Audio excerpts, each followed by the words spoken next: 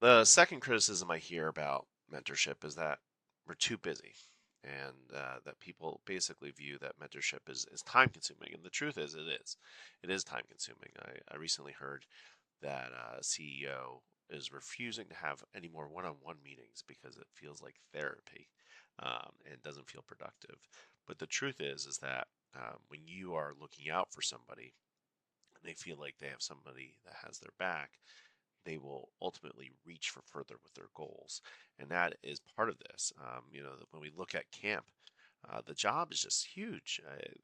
Balancing mission, money, and management for folks these days is a juggling act at all times. Making sure that the program is high quality, making sure that we're staying on track fiscally, and just making it all work.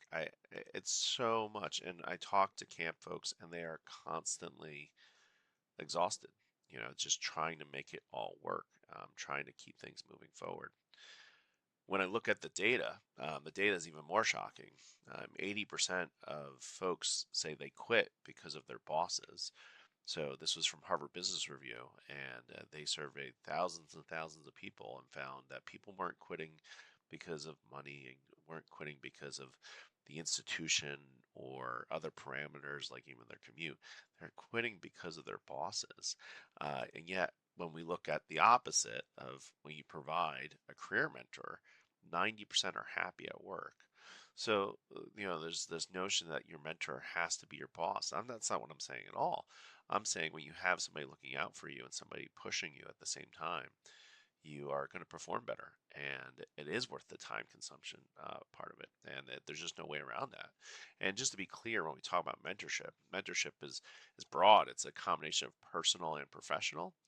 And coaching is task focused with developing a skill set. So, some examples, coaching is meeting in small groups or one on one with an employee, saying, how are you doing?